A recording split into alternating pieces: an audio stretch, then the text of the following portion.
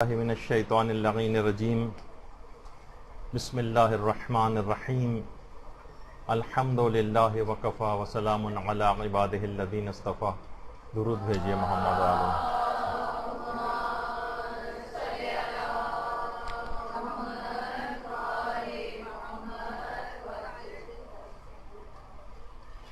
کیونکہ اگلی اتوار کو 15 شعبان گزر چکی ہوگی، اس لحاظ سے آج ہی کے دن امام زمانہ علیہ الصلوۃ والسلام کی ولادت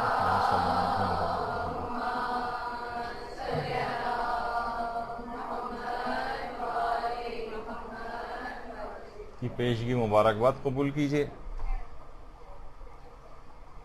اچھا، آج جو ایک اہم ترین موضوع اس سلسلے میں ہے کہ تمام ائمہ کی کچھ نہ کچھ سیرت سے تو واقفیت ہے اور اس کا تذکرہ بھی ہوتا ہے. جو ہمارے اپنے زمانے کا امام ہے اس کی سیرت کیا ہے، اس کا کردار کیسا ہے، اس کا اخلاق کیا ہے، تاکہ ہم اپنے زمانے کے امام کی سیرت کی، کردار کی اور ان کے اخلاق کی پیروی کر سکیں. دیکھیے، ویسے تو اب آپ دیکھیں گے کہ جیسے جیسے 15 شعبان قریب آ رہی ہے، محافل منعقد ہونے لگیں گی، قصائد پڑھے جانے لگیں گے، لیکن اصلاً اگر دیکھیں، جیسے کہ آگے چل کر گفتگو میں واضح ہوگا کہ امام زمانہ سے بے توجہی وہ برتی جا رہی ہے. اللہم صلی علی محمد وعلی محمد.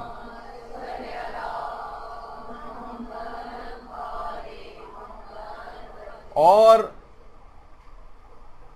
علماء فرماتے ہیں کہ اصلاً امام زمانہ سے بے توجہی گویا اصول دین سے بے توجہی ہے، اور لگ یہ رہا ہے کہ ہم سب کے سب غفلت کے ایک زندان کے اندر قید ہوئے ہیں اور فقط منقبتیں پڑھنے کو، شاعری کرنے کو اور کیک کاٹنے کو کافی سمجھ لیا گیا ہے، اور سمجھا یہ جا رہا ہے کہ گویا یہی معرفت امام ہے. ان سب چیزوں کی بھی اپنی اپنی جگہ پہ الگ الگ اہمیت ہے، اس میں کوئی شک نہیں ہے، لیکن فقط یہی چیزیں کافی نہیں ہیں. دیکھیں، جس طریقے سے اگر آپ اصل دوا بیماری کی نہ کھائیں اور وائٹامن کھاتی رہیں تو کافی نہیں سمجھا جائے گا، مذمت کی جائے گی. واجب نمازیں اگر کوئی نہ پڑھے، فقط مستحب نمازیں پڑھتا چلا جائے، کافی نہیں سمجھا جائے گا بلکہ مذمت کی جائے گی. اور وہ تو مسئلہ ہے کہ جس کی گردن پر واجب روزے باقی ہوں اور وہ مستحبی روزہ رکھے تو مستحبی روزہ باطل ہو جاتا ہے. لاکھ آپ صدقات دیں، چیریٹی کے کام کریں، لیکن خمس اور دیگر مالی واجبات ادا نہ کریں، کافی نہیں. ہزار عمرے کر کے آ جائیں مستحبی، مگر حج واجب نہیں کیا تو یہ جبران نہیں ہو سکتا اس حج واجب کا.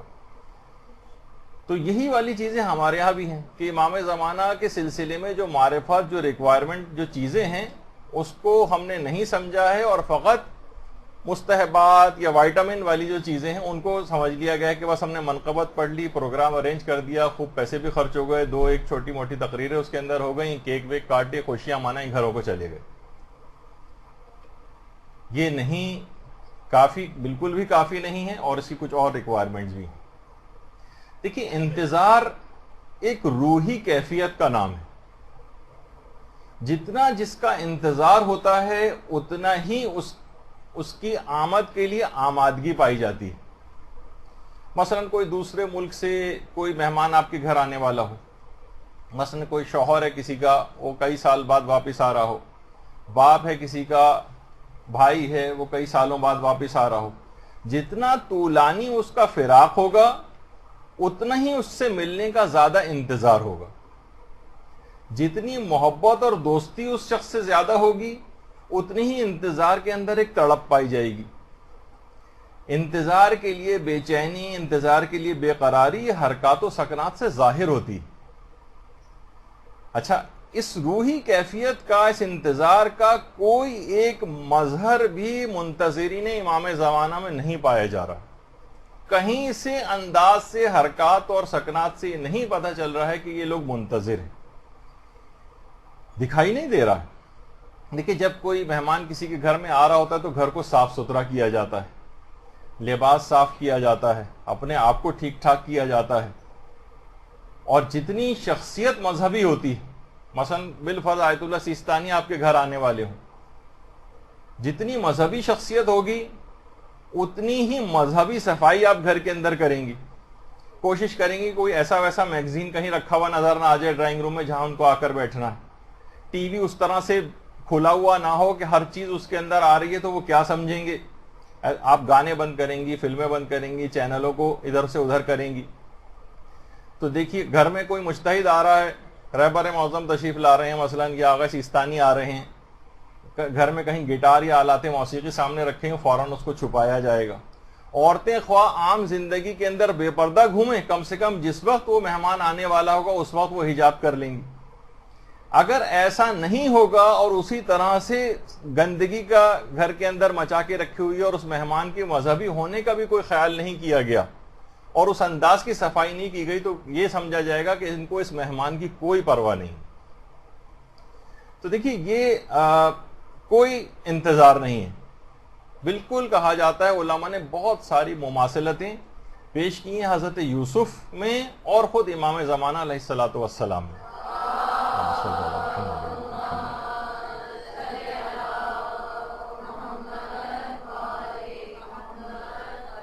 ان میں ایک مماثلت ہے حضرت یوسف میں اور امام زمانہ میں، وہ ہے بے قدری۔ کاروان والوں کو بھی اور ان کے اپنے بھائیوں کو بھی حضرت یوسف کے کوئی بھی معرفت نہیں تھی، کنویں میں ڈال کے ان کو دور کیا جا رہا تھا، معرفت ہی نہیں رکھتے تھے، اور بے قدری کی اس کیفیت تھی کہ ایک نبی خدا ان کے درمیان میں موجود ہے۔ کاروان والوں نے انتہائی کم قیمت پر جا کر فروخت کر دیا تھا حضرت یوسف کو بازار میں، بے قدری۔ اور یہی تقریباً شیعوں کی آج کیفیت ہے کہ جو مقام امام تھا، جو امام کی معرفت تھی، گویا اپنی دنیا پرستی کی وجہ سے، اپنی سطحی خواہشات نفسانی کی بنا پر ان کے پیچھے اپنا اتنا بڑا نقصان کر لیا اور اپنا رابطہ اور ارتباط اپنے عمل کی وجہ سے امام سے توڑ لیا۔ قولاً تو نہیں توڑا، قولاً تو ذرا ڈرتے ہیں زبان سے الفاظ نکالتے ہوئے کہیں کوئی بڑا نقصان نہ ہو جائے، لیکن فعلاً اس بات سے انکاری ہیں کہ ان کا کوئی امام بھی ہے۔ ہمارا عمل بتا رہا ہے کہ ہم اس بات سے انکاری ہیں۔ دیکھیے غیبت کے جو طولانی ہونا ہے، اس کی ایک وجہ، جو طولانی ہونے کا جو مقصد ہے کہ اتنی طویل غیبت کیوں ہے، اس کی ایک وجہ علماء نے لکھی کہ اس کی ایک وجہ چھلنی میں ایمان والوں کا چھانا جانا ہے، کامل الایمان کو ناقص الایمان سے الگ کر دیا جائے۔ یہ بہت اہم اس کی وجہ بیان کی گئی، اور بہت کم ایسے رہ پائیں گے کہ جو کہ ایسا اعتقاد اور ایقان امام کے اوپر رکھتے ہوں گے۔ تو بہرحال توبہ کرنی ہے، کوشش کرنی ہے، اور امام ہی کی مدد سے اس مقام کو حاصل کرنا ہے کہ کسی بھی طریقے سے ہم اپنے سیرت اور کردار کو امام کی سیرت اور کردار اور ان کے اخلاق کے سانچے کے اندر جو ہے وہ ڈھال سکیں۔ اچھا، اب تھوڑی سی اس پہ گفتگو آگے ہوگی، لیکن ایک سوال اس طرح سے گردش کر رہے ہیں اور بار بار لوٹ پھیر کر کے آ رہے ہیں، بس 5 منٹ کے تقریباً وہ 2 سوالوں کے جواب دے کے پھر ہم اپنے موضوع کے اوپر آ جائیں گے۔ لوگوں نے اصل میں اتنے زیادہ سوال اس سلسلے میں کیے ہیں کہ اس کو موضوع بحث بنانا پڑ گیا۔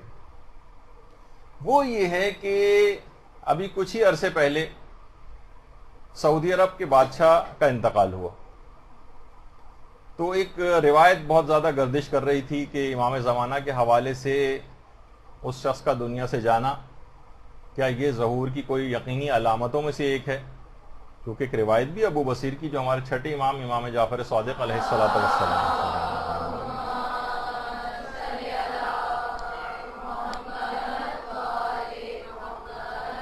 ہم نے فرمایا کہ جو مجھے عبداللہ کے مرنے کی ضمانت دے میں اسے قائم کے ظہور کی ضمانت دیتا ہوں،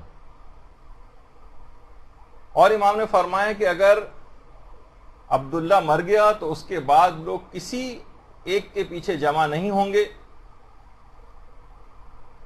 بلکہ کسی ایک کے پیچھے جمع ہوں گے، اور اس کے بعد فوراً بعد مہدی کا ظہور ہو جائے گا اور سالوں کی بادشاہت کا خاتمہ ہو جائے گا، اور اس کے بعد جو بھی بادشاہتیں ہوں گی وہ صرف مہینوں اور دنوں میں ختم ہو جائیں گی۔ بادشاہ بہت کم مدت کے لیے بنیں گے اور اس کے بعد ختم ہو جائیں گے۔ راوی نے پوچھا مولا کیا اس میں بہت وقت لگے گا؟ امام نے فرمایا نہیں، یعنی عبداللہ کے مرنے میں اور حضرت قائم کے آنے میں زیادہ وقت نہیں لگے گا۔ اچھا، یہ جو روایت ہے لوگ پیش بھی کرتے ہیں اس کو کہ جناب شیخ طوسی کی جو کتاب الغیبہ ہے، یہ غیبت طوسی کے نام سے جو کتاب ان کی مشہور ہے، اس کے علاوہ شیخ حر عاملی نے اثبات الہدات کے اندر بھی اس روایت کو لکھا ہے، اور قطب راوندی نے اپنی کتاب الخرائج والجراح اس کے اندر بھی لکھا ہے، البتہ بغیر اسناد کے ساتھ اس کو نقل کیا ہے۔ علامہ مجلسی نے اس کو بحار الانوار کے اندر لکھا ہے۔ آیت اللہ آصف محسنی جو کہ افغانستان کے آیت اللہ ہیں، اور ماشاءاللہ وہاں کا جو بہرحال کانسٹیٹیوشن جو افغانستان کا بنا ہے اس کے اندر بہت بڑا حصہ آیت اللہ آصف محسنی کا ہے۔ انہوں نے ایک کتاب لکھی ہے مشرعات و بحار الانوار، اس کے اندر یہ جو روایت ابھی آپ نے سنی ہے چھٹے امام کی، اس کے متعلق انہوں نے لکھا ہے کہ یہ روایت ضعیف ہے۔ اب دوسری بات ہے کہ یہ پتہ نہیں چلتا ہے کہ یہ کس عبداللہ کی بات ہو رہی ہے، کیونکہ جو سابقہ ادوار تھے اس میں امام صادق کے دور میں بھی ایک عباسی خلیفہ تھا کہ جس کا نام عبداللہ ابو جعفر المنصور تھا، تو ایک بادشاہ پہلے بھی اس نام کا گزر چکا ہے، اور اس کے بعد ایک اور چھٹے امامی کے دور میں ایک اور بادشاہ بھی آیا، اس کا نام بھی عبداللہ تھا جس کا لقب الصفا تھا، اور جو آخری عباسی خلیفہ گزرا تھا جس کا لقب المستعصم تھا، اس کا نام بھی عبداللہ تھا۔ تو اب اتنے سارے عبداللہ گزر چکے ہیں، کس عبداللہ کی بات ہو رہی ہے روایت کے اندر یہ پتہ نہیں۔ اور بعض روایات میں یہ آیا ہے کہ عبداللہ کے جو مرنے کی خبر ہے وہ عرفات میں جس وقت حاجی موجود ہوں گے وہاں پر ان کو ملے گی، جو بحار الانوار کی 56ویں جلد کی روایت ہے کہ عرفات کے میدان کے اندر حاجی موجود ہوں گے، وہاں پر ان کو عبداللہ کے مرنے کی خبر ملے گی، جبکہ جو یہ موجودہ عبداللہ تھا یہ ربیع الثانی میں اس دنیا سے گیا تھا۔ اچھا، پھر یہ علماء نے یہ بھی فرمایا ہے کہ جو موجودہ زمانے میں جو اردن کا بادشاہ ہے اس کا نام بھی عبداللہ ہے،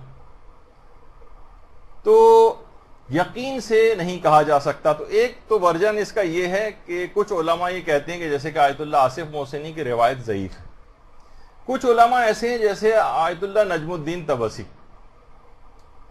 نجم الدین طبسی یہ فرماتے ہیں، وہ کہتے ہیں کہ یہ جو روایت ہے اس کی سند تو بے عیب ہے، البتہ کیونکہ اس کے اندر ایک راوی ہے جس کا نام ہے عثمان ابن عیسیٰ، اور وہ خود یہ کہتے ہیں کہ بلکہ آیت اللہ خوئی کے ریفرنس سے بات فرماتے ہیں کہ آیت اللہ خوئی فرماتے تھے کہ عثمان ابن عیسیٰ جو راوی ہے 743 روایات اس شخص سے ہیں، اور یہ خود ثقہ تھا، ابتدا میں ثقہ تھا، بعد میں گمراہ ہو گیا۔ اچھا، اور یہ روایت اس نے گمراہ ہونے سے پہلے نقل کی ہے، اور علامہ ابن شہر آشوب نے تو اس راوی کو جو ہے اصحاب اجماع میں سے بھی قرار دیا۔ بہرحال نتیجہ یہ رہا کہ یقین سے تو یہ بات نہیں کہی جا سکتی کہ یہ وہی والا عبداللہ تھا، اور علماء یہ بھی فرماتے ہیں کہ ہو سکتا ہے کہ عبداللہ بطور نام کے نہ ہو، بطور جنس کے ہو، یعنی بندہ خدا، اور ہو سکتا ہے کہ سرزمین حجاز اصل میں بہت بڑا علاقہ ہے، اس زمانے میں بہت بڑا علاقہ تھا جس میں موجودہ عراق بھی حجاز میں شامل تھا، موجودہ شام بھی شامل تھا، مرف جو خراسان کہا جاتا تھا وہ بھی اس کے اندر شامل تھا۔ اب کہاں کا بادشاہ مراد ہے؟ اس نام کے بہت سے بادشاہ تاریخ میں پہلے بھی گزر چکے ہیں، اور ایک ہی وقت میں اس وقت بھی 2 بادشاہ اس نام کی اسی علاقے کے اندر جو ہے وہ موجود ہیں، تو یقینی طور پر تطبیق کرنا کہ اس سے کون سا والا مراد ہے یہ یقین سے بات نہیں کہی جا سکتی۔ البتہ علماء فرماتے ہیں ایک بات اپنے لیے آپ طے کر سکتے ہیں، وہ یہ ہے کہ اپنے اعمال اور افکار اور کردار کو بہتر بنانے کے لیے اس روایت کے احتمال کی وجہ سے ظہور کے زمانے کو نزدیک تر سمجھا جا سکتا ہے اور اس کے لیے تیاری شروع کی جا سکتی ہے. درود بھیجیے محمد وعلی محمد صلی اللہ علیہ وسلم.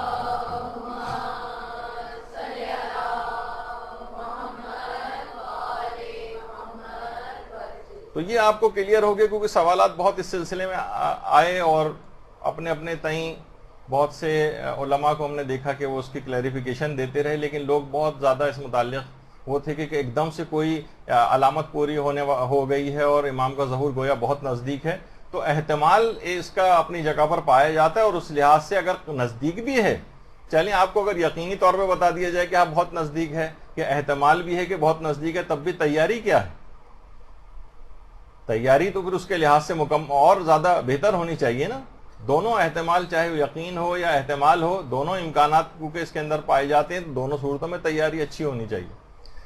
اچھا، جہاں لوگ تیاری کی بات کر رہے ہیں، ایک دوسرا گروہ اور ہے جو انٹرنیٹ سوشل میڈیا کے اوپر بہت ایکٹیو ہے اور جو کہ مجتہدین کے خلاف ہے. وہ ایک روایت کو بہت زیادہ اچھال رہا ہے، موجودہ علماء اور مراجع کے خلاف ہرزہ رسائی کر رہا ہے، اور وہ یہ ہے کہ ایک روایت جس کے اندر مفہوم اس کا یہ ہے کہ امام فقہا اور مجتہدین کو اپنے تلوار سے قتل کریں گے. اور بہت سے لوگ تو تنزیہ طور پر آ کر علماء کے گلوں کو چومتے ہیں کہ یہی وہ جگہ ہے کہ جہاں پر امام زمانہ کی تلوار چلے گی. اچھا، یہ جو روایت ہے اس کو بہت زیادہ پھیلایا جا رہا ہے اور لوگ بہت پریشان ہو رہے ہیں کہ دیکھیے تو واقعی اس کا مطلب یہ ہے کہ کوئی نہ کوئی گڑبڑ ہے، کہ خود امام نے بات بیان کی ہے. دلائل الامامہ میں بھی یہ والی روایت موجود ہے جو بھی پیش کرنے والا ہوں. غیبت توسی کے اندر بھی یہ روایت ہے. اثبات الہدات میں شیخ حر عاملی نے بھی اس کو لکھا ہے. بہت سارے حوالے آپ کو ملیں گے. بہار الانوار میں علامہ مجلسی نے بھی لکھا کہ جب امام زمانہ علیہ السلام قیام کریں گے، اللہم صلی علی محمد وعلی محمد،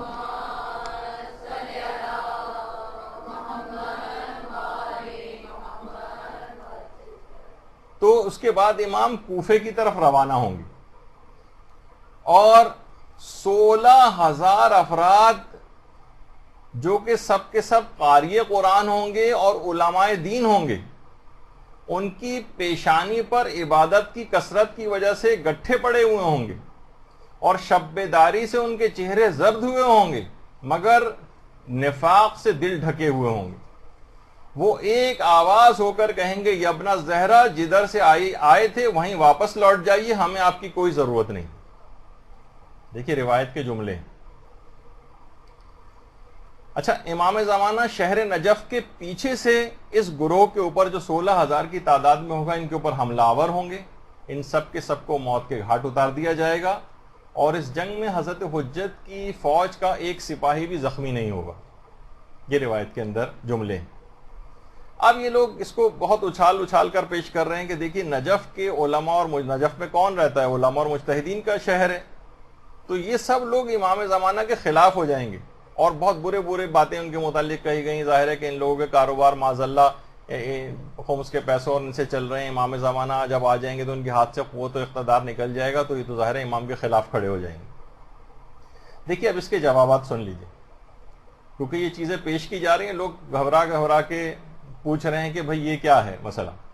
تو سب سے پہلی بات تو یہ کہ روایت ضعیف. اس کے سلسلہ سند میں حسن ابن بشیر نام کا ایک مجہول شخص ہے، جسے معجم اور رجال الحدیث میں آیت اللہ خوئی نے اس کو ضعیف قرار دیا. دوسری بات یہ ہے کہ اس روایت کے اندر یہ ہے کہ جو 16,000 افراد ہوں گے جو آ کر امام کا مقابلہ کریں گے، یہ بطریہ سے ہوں گے. فرقہ بطریہ خود روایت کے اندر موجود ہے. یہ جو قاری قرآن ہوں گے اور جو یہ علماء آئیں گے، یہ فرقہ بطریہ سے ہوں گے. اچھا، روایت کے اندر کیا ہے کہ 5ویں امام سے یہ روایت ہے کہ جب مہدی کوفے کی سمت روانہ ہوں گے تو وہاں بطریہ فرقے کے، تبریہ نہیں بلکہ بطریہ فرقے کے 16,000 افراد اسلحوں سے لیس ہو کر حضرت کی راہ میں حائل ہوں گے. وہ لوگ قرآن کے قاری اور علماء دین ہوں گے جن کی پیشانی پر عبادت کی کثرت سے گٹھا پڑا ہوا ہوگا، شب بیداری کی وجہ سے چہرے زرد ہوں گے مگر نفاق سے ڈھکے ہوئے ہوں گے. وہ سب ایک آواز ہو کر کہیں گے، اے فرزند فاطمہ، جدھر سے آئے ادھر ہی لوٹ جاؤ، اس لیے کہ ہمیں تمہاری کوئی ضرورت نہیں. اچھا، اب دیکھیے یہ فرقہ بطریہ کیا ہے. فرقہ بطریہ اصل میں فرقہ زیدیہ کی ایک شاخ ہے. یمن کے اعتبار سے فرقہ زیدیہ کا کافی کچھ دنوں پہلے شہرہ ہوا تھا، اور ظاہر ہے کہ زیدیہ فرقہ ایک گمراہ فرقہ ہے، اور کسی حد تک چند ایک باتوں کے اندر وہ آپ کے ساتھ ہے، باقی ان کے نظریات بالکل الگ ہیں.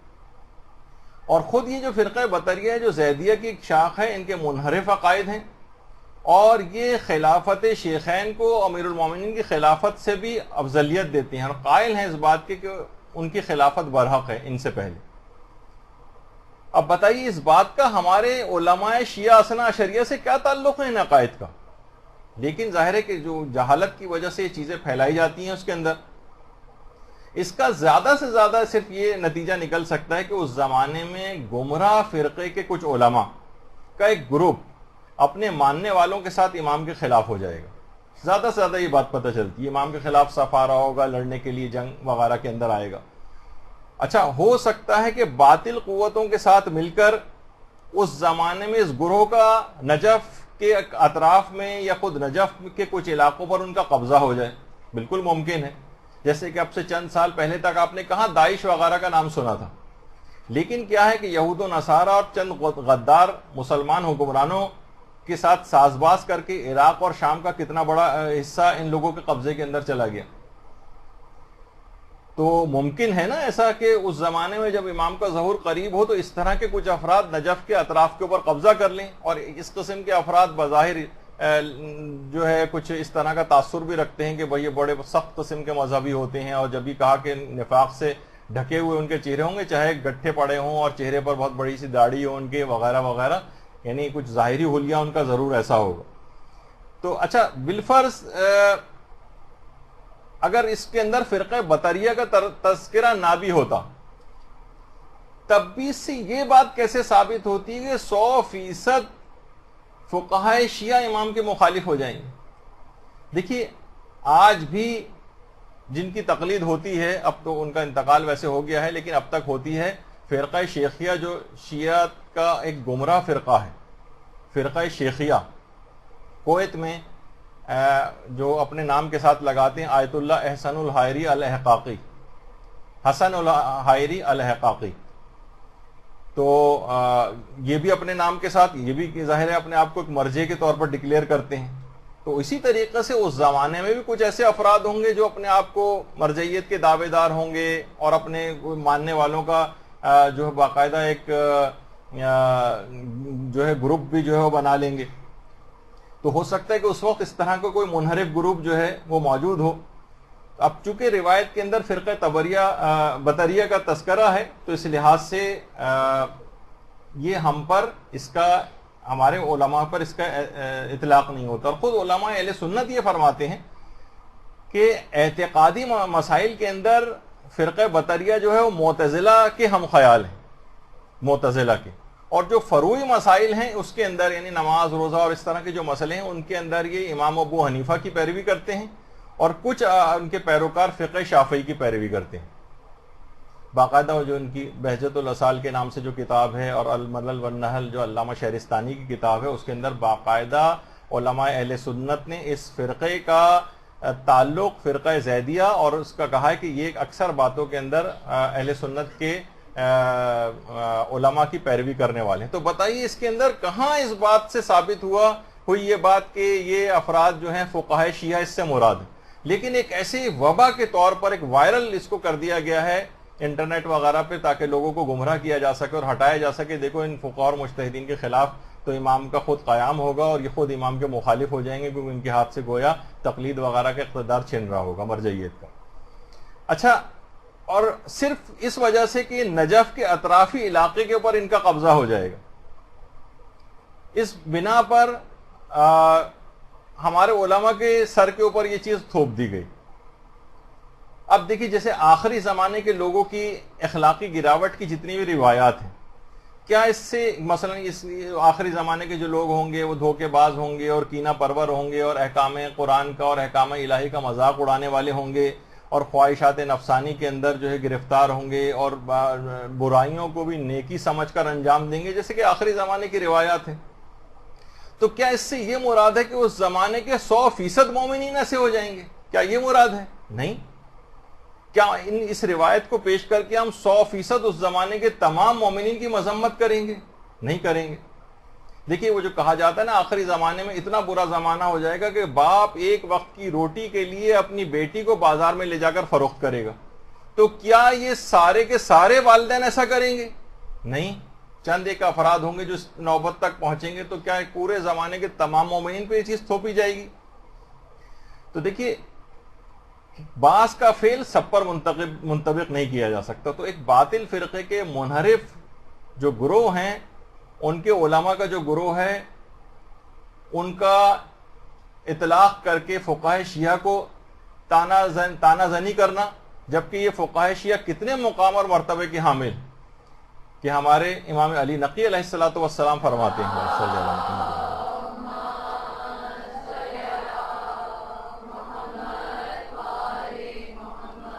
کہ اگر ہمارے قائم کی غیبت کے بعد ایسے علماء موجود نہ ہوتے جو الہی حجتوں کے ذریعے امام کی طرف دعوت دیتے، رہنمائی کرنے والے، ان کے دین کا دفاع کرنے والے اور اللہ کے ضعیف الاعتقاد بندوں کو ابلیس کے جال اور شیطانوں کے شر اور ناصبیوں کے شر سے بچانے والے تو نہ ہوتے، تو کوئی بھی شخص دین اسلام پر باقی نہ رہتا اور مرتد ہو جاتا۔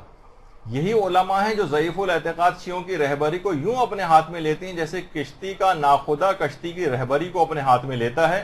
یہی علماء ہیں جو اللہ کی بارگاہ میں افضل ترین مقام رکھتے ہیں۔ تو ان علماء اور مراجع کے خلاف ایک بہت بڑی آج کل ایک سازش ہو رہی ہے، جس کو آپ کو سمجھنا چاہیے، اور انٹرنیٹ پہ بہت زیادہ زہر اس کا اگلا جا رہا ہے، اور اخباری فکر کے جو حامل لوگ ہیں اور اجتہاد و تقلید اور مراجع کے جو مخالف ہیں، ان لوگوں کے ہاتھوں کے اندر کھیل رہے ہیں، اور گویا ایک کٹی ہوئی پتنگ کی طرح سے سادہ لوح افراد کو بیوقوف بنایا جا رہا ہے۔ تو خود اس کے اندر کیونکہ امام زمانہ کے لحاظ سے ایک بات اس کے اندر آ رہی تھی جس سے لوگوں کو گمراہ کیا جا رہا تھا، تو ہم نے سوچا کہ یہ ایک باتیں آپ کو جو ہے کلیئر کر دی جائیں۔ اچھا، اب آ جائیے اپنے مضمون اور موضوع کے اوپر کہ امام زمانہ علیہ السلام کی سیرت و اخلاق اور کردار کی پیروی کیسے کریں۔ ہمیں امام کے اخلاق اور سیرت کو پہلے پتہ تو ہو، جبھی تو پیروی کی جائے گی۔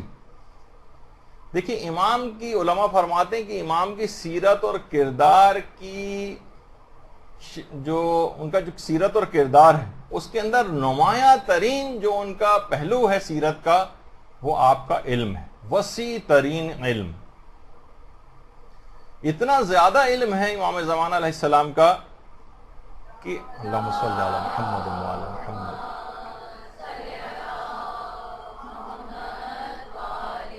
کہ علامہ باقر شریف قرشی یہ فرماتے ہیں کہ انہوں نے روایت بھی لکھی ہے کہ دنیا کے تمام علماء، ڈاکٹرز اور سائنسدان، یہ سب امام زمانہ سے آ کر ملاقات کریں گے اور آپ کا امتحان لیں گے۔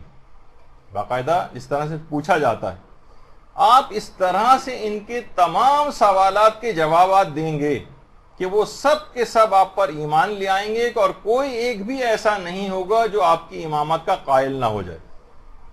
امام زمانہ کا اتنا وسیع ترین علم ہوگا دنیا کے اعتبار سے بھی، یعنی تمام سائنسدان، تمام ڈاکٹرز، تمام فلکیات کے ماہر آئیں گے اور باقاعدہ آ کر امام سے سوال جواب کریں گے کہ ہم دیکھیں کہ واقعی جو اپنے دعوے کے اندر سچے ہیں، یعنی کیونکہ امام تو ہر تمام علوم کا حامل ہوتا ہے۔ امام ایک ایک کو ایسا جواب دیں گے کہ وہ بالکل قانع ہو جائیں گے اور فوراً اسی وقت امام کے اوپر ایمان لے آئیں گے۔ اچھا، علم دین کے اعتبار سے بھی راوی سے بلکہ راوی نے امام حسین علیہ الصلوۃ والسلام سے ایک دفعہ پوچھا تھا، اللہم صلی علی محمد،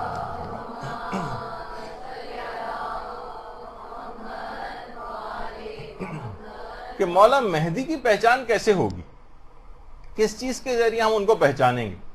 تو امام نے ایک جملہ فرمایا، حلال و حرام الہی کے علم کے ذریعے، یعنی علم دین کے اندر بھی وہ اتنا زیادہ گہرا علم رکھتے ہوں گے کہ ایک ایک حلال خدا اور حرام خدا کو انتہائی باریکیوں کے ساتھ اس کو بیان کریں گے۔ لہٰذا سیرت امام کیا بنی، سیرت امام کا کردار کیا بنا کہ علم دین اور علم دنیا دونوں کے اندر ایک کمال کو حاصل کرنا ہے۔ جب آپ کو امام کی سیرت یہ پتہ چلی کہ دنیاوی علم کے اندر بھی امام کا اتنا زیادہ کمال ہوگا اور علم دین کے اندر بھی اتنا زیادہ امام کا کمال ہوگا، تو ان کے ماننے والے پھر اس جہالت والی زندگی کو کیسے گزار سکتے ہیں؟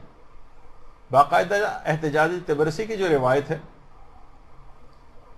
امام زمانہ علیہ السلام خود یہ بات جملہ ارشاد فرماتے ہیں کہ ہمیں شیعہ قوم کے جوہلا اور بے وقوفوں نے اور ایسے لوگوں نے جن کے دین کے مقابلے میں مچھر کا پر بھی بہت بھاری ہے، بہت اذیت اور تکلیف پہنچائی۔ دیکھیے باقاعدہ جملے، یا محمد ابن علی جو راوی امام نے اس سے فرمایا قد اذانا جوہلاء الشیعہ وحمقاؤہم، ہمیں شیعہ قوم کے جاہل اور احمق لوگوں نے بہت تکلیف پہنچائی۔ ومن دینہ جناح البعوضۃ ارجح منہ، جن کا دین ایک مچھر کے پر سے بھی زیادہ ہلکا ہے، یعنی ایک مچھر کا پر بھی ان کے دین سے زیادہ بھاری۔ لیکن جاہل اور احمق اپنی کم معلومات اور اپنی بہت سطحی معلومات کی وجہ سے دین کی کسی بھی منحرف اور چرب زبان مقرر سے متاثر ہو جاتا ہے، اس کے افکار کو اپنا جزو ایمان بنا لیتا ہے، جاہل اور احمق ہونے کی وجہ سے۔ اور پاکستان میں کتنے ہی علاقوں میں اور دنیا کے مختلف علاقوں میں یہ سادہ لوح جو افراد ہیں، یہ صرف اپنی کم علمی کے باعث ان افراد کے ہتھے چڑھ جاتے ہیں، اور ممبروں پر یہ جو جاہل خطیبوں کا قبضہ ایک لحاظ سے ہو گیا ہے، اور وہ جو کرتب اس کے اوپر بیٹھ کر دکھاتے ہیں اور حاضرین کو گویا اپنی انگلیوں کے اوپر نچاتے ہیں۔ دیکھیے کوئی نہ کوئی ہنر تو پایا جاتا ہے نا، ایسے تو کوئی کسی کے پیچھے نہیں لگ جاتا ہے، ان کی بہت سی منفی صلاحیتوں کا تو انکار نہیں کر رہے ہم، تو بہرحال اپنی انگلیوں کے اوپر وہ لوگ اس طرح سے نچاتے ہیں۔ تو یہ تمام باتیں امام زمانہ کے قلب سلیم کو سخت ناگوار گزرتی ہیں، انہیں اذیت پہنچاتی ہیں۔ اور سوچئے کہ کتنی صدیاں ہو گئیں امام غائب ہیں، نہ جانے ایسے کتنے ہی جاہل اور احمق شیعوں نے امام کو کتنی اذیتیں پہنچائیں۔ امام خود فرماتے ہیں کہ مجھے جاہل اور احمق شیعوں نے شدید اذیت پہنچائی، اور کتنا امام کے دل کو ان لوگوں نے غمگین کیا ہوگا۔ تو امام کی سیرت علمی کے اوپر عمل کرنا ہے، علم دین ہو یا علم دنیا ہو، اس کے اندر خوب محنت کرنی ہے، تو پھر یہ کہا جائے گا کہ ہاں آپ نے امام کی سیرت پر اور ان کے کردار پر عمل کرنے کی کوشش کی۔ یہاں تو لوگ سوچتے ہیں کہ اچھا کیا ہم امام جتنا علم گویا ہم ان کے مقابلہ اور برابری کریں گے؟ مقابلہ اور برابری آپ کو نہیں کرنا ہے، آپ کو پیروی کرنا ہے ان کی سیرت کی۔ تو یہ ایک بہت بڑا مسئلہ ہے کہ امام نے خود اس بات کو سختی کے ساتھ ناپسند کیا ہے کہ مجھے جاہل شیعہ نہیں چاہیے، مجھے احمق شیعہ نہیں چاہیے، ورنہ یہ کسی بھی چرب زبان مقرر کے پیچھے ہو جائیں گے، اس کے افکار کو قبول کر لیں گے اور اپنے دین کی عمارت کو بالکل منہدم کر دیں گے۔ اور امام کی جو قربانی ہے ہمارے امام حسین علیہ السلام کی اور پورے خانوادے کی، گویا ایک لحاظ سے وہ جو دین کو بچانے کے لیے کام کیا تھا، تو اپنی حماقت اور جہالت کی وجہ سے اسی دین کو ختم کرنے کے آج کے دور میں بھی در پہ ہیں۔ تو امام کی سیرت کا تقاضا یہ ہوا کہ علم کے لحاظ سے اپنے آپ کو لازمی طور پر آگے بڑھاتے جانا ہے۔ اچھا اب دیکھیے کہ یہاں کراچی میں بھی کتنے خواتین کے بھی مدرسے چل رہے ہیں، 15 سال سے یہاں پر بھی خواتین ہمارے یہاں پڑھ رہی ہیں، لیکن اتنی محنت نہیں کر پا رہی ہیں کہ مثلا کچھ مسائل کے اندر ہی کچھ مہارت حاصل کر لیں، خواتین کے مسائل کے اندر مہارت حاصل کر لیں، کچھ خدمت امام جو ہے وہ انجام دے دیں۔ کتنی عورتوں کی اکثریت ہے وہ نماز و روزے ان کے غلط ہوئے چلے جا رہے ہیں، مسائل کو نہ جاننے کے باعث خراب ہوئے چلے جا رہے ہیں۔ تو دیکھیے ظہور کے بعد بھی یہی سیرت امام رہے گی، یہی سیرت، یعنی علم کا ایسا فروغ امام آ کر کریں گے۔ غیبت کے اندر بھی وہ اسی بات کو چاہتے ہیں کہ شیعہ جہالت اور حماقت سے اپنے آپ کو بچائیں اور علم حاصل کریں، اور ظہور کے بعد بھی اسی پہ کارآمد ہوں گے کہ روایات کے اندر یہ ملتا ہے کہ علم و دانش کے 27 جز ہیں، 27 جز ہیں علم کے، دانش کے اور عقل کے۔ اور اب تک تمام پیغمبروں نے آ کر فقط 2 اجزاء وہ صرف نمایاں کیے ہیں، صرف 2 اجزاء۔ باقی 25 اجزاء امام زمانہ آ کر خود آشکار کریں گے. اللہم صلی علی محمد و علی محمد.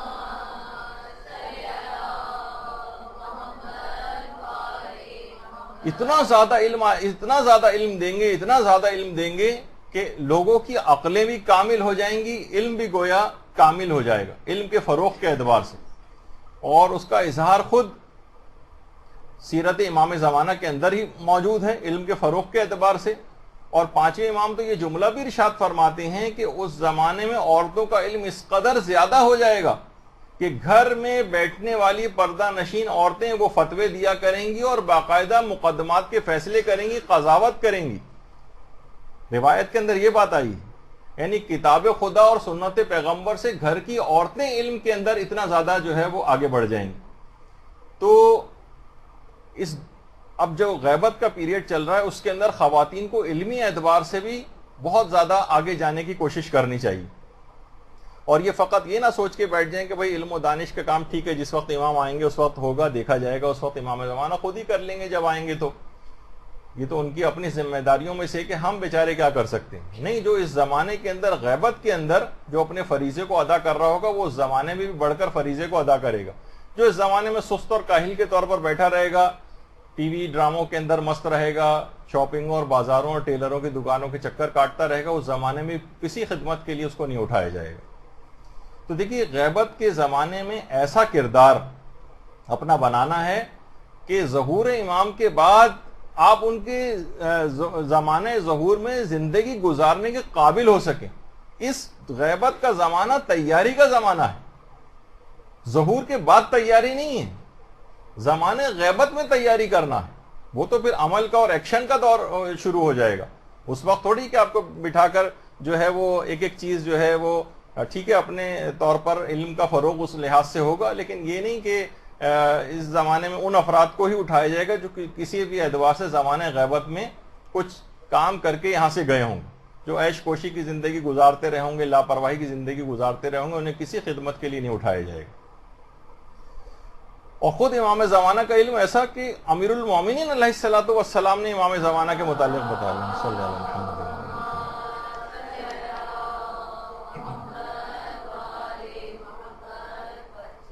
کہ وَآتَرُكُمْ عِلْمًا، ان کا علم بہت وسیع ہے. کون یہ بات کہہ رہا ہے؟ باب مدینۃ العلم، باب مدینۃ العلم امیر المومنین علیہ السلام فرما رہے ہیں کہ امام زمانہ کا علم بہت وسیع ہے. جو خود باب مدینۃ العلم اس کے علم کی گواہی دے رہے ہوں تو سوچئے کہ امام زمانہ کا علم کتنا ہوگا.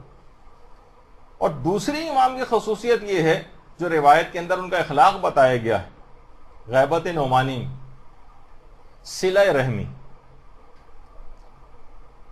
خود امیر المومنین علیہ السلام فرماتے ہیں کہ ہوا اوسعکم کہفا وآترکم علما واوصلکم رحمہ. آپ کی پناہ گاہ بہت وسیع ہے، آپ کا علم بہت وسیع ہے، اور آپ بہت زیادہ صلہ رحمی کرنے والے. دیکھیے امام زمانہ کی سیرت اور کردار کے اوپر آپ کو عمل کرنا ہے نا، اور ارادہ کر رہی ہیں صلہ رحمی بہت زیادہ کرنی. اچھا، یہاں ہم اپنے آپ کو دیکھتے ہیں کہ ہم معمولی باتوں کے اوپر قطع رحمی ہوتی، صرف معمولی باتوں پر. کسی نے مثلا آئے کسی کو سلام نہیں کیا، بات چیت ترک کر دی. کسی نے کسی تقریب میں نہیں بلایا، قطع رحمی ہو گئی، سالہ سال بات چیت نہیں کر رہے. حتیٰ کہ شادی میں مووی کے لیے ہمیں نہیں پوچھا، کیوں اسٹیج پر بلا کے مووی نہیں بنوائی تھی، اس کے اوپر قطع تعلق ہو جاتے ہیں لوگوں.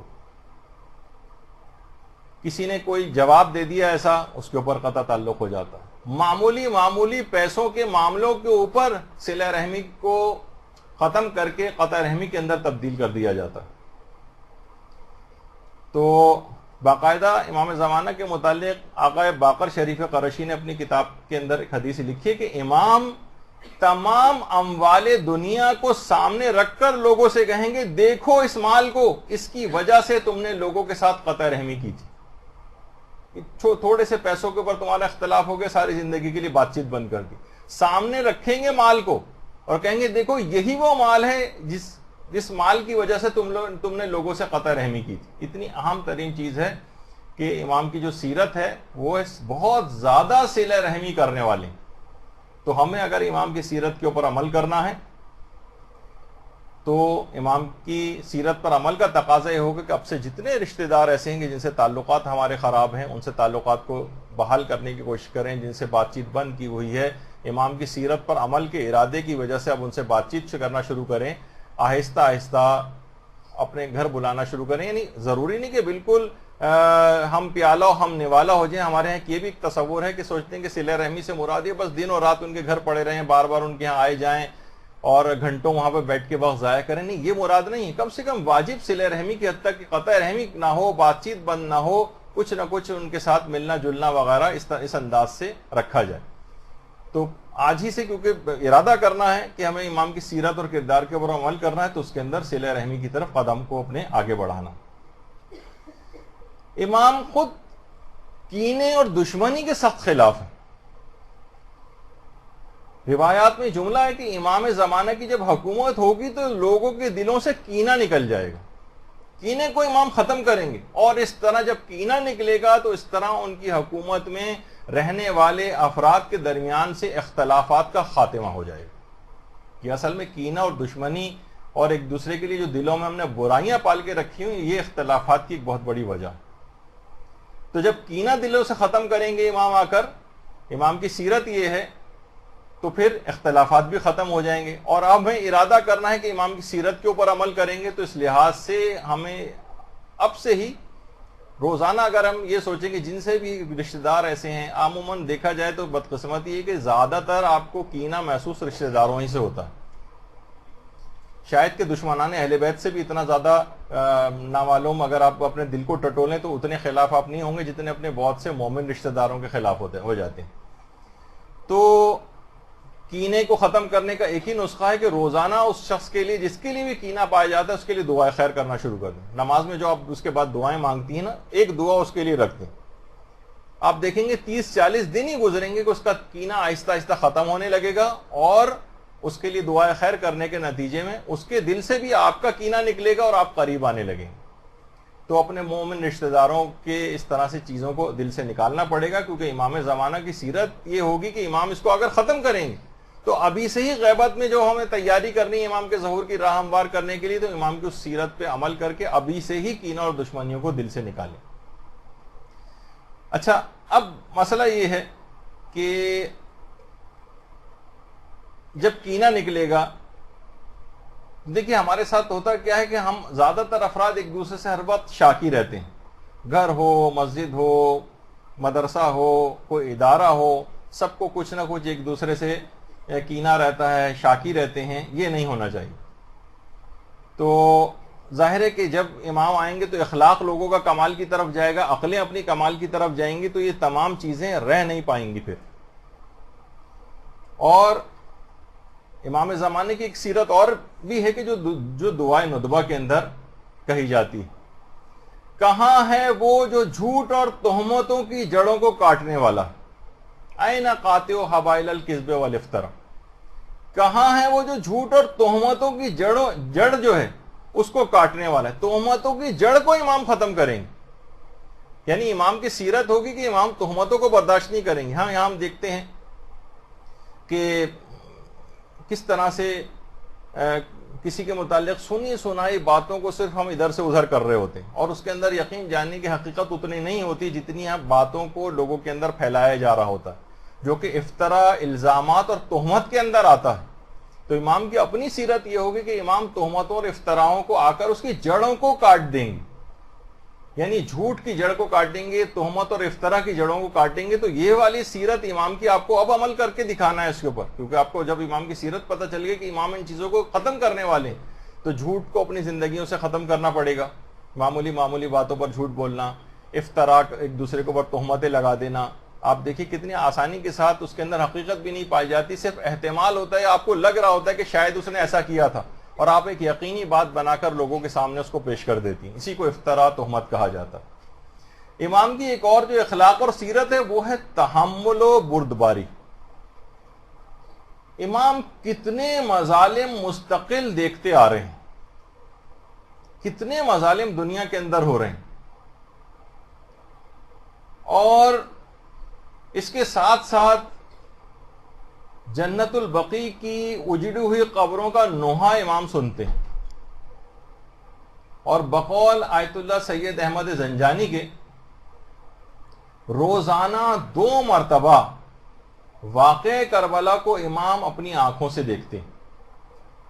کوئی شخص بھی واقعہ کربلا کو تحمل نہیں کر سکتا مکمل طور پر، اور امام مکمل طور پر روزانہ 2 مرتبہ اپنی آنکھوں سے واقعہ کربلا کو دیکھتے ہیں۔ کتنا امام کے اندر تحمل اور برداشت۔ شیخ محمد جعفر جوادی وہ فرماتے ہیں کہ ایک دفعہ عالم کشف میں نے ایک لحاظ سے جو تقریباً جاگتی ہوئی آنکھوں سے ہوتا ہے، امام زمانہ علیہ السلام کو بہت زیادہ غمگین دیکھا کہ امام فرما رہے تھے کہ میرا دل خون ہو گیا ہے۔ یہ امام جملے ارشاد فرما رہے تھے، اور صحیفہ مہدیہ جو ہے اس کے اندر باقاعدہ امام حسین علیہ السلام کا ایک جملہ ہے امام زمانہ کے متعلق، اللہم صلی علی محمد و علی محمد،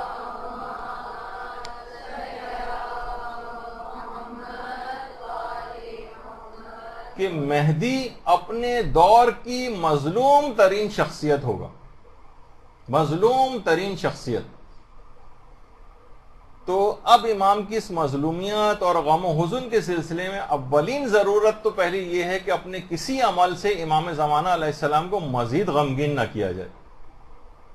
دیکھیے امام پہلے ہی اتنے غمگین ہیں، ان کا دل خون کے آنسو ہر وقت رو رہا ہوتا ہے، تو اپنے عمل سے مزید آپ کے نامہ عمل پہنچائے جاتے ہیں امام تک، امام دیکھ کر آنسو بہانے لگتے ہیں، رونے لگتے ہیں اپنے شیعوں کی مظالم کو دیکھ کر بھی اور ان کی اپنی حالت زار کو دیکھ کر بھی۔ تو کم سے کم امام کے دل کو اپنے عمل سے تو تکلیف نہ پہنچائیں، ان کے ظہور کے لیے کوششیں کریں۔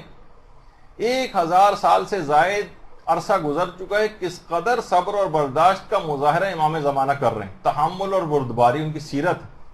دیکھیے حضرت عباس علمدار علیہ الصلوۃ والسلام،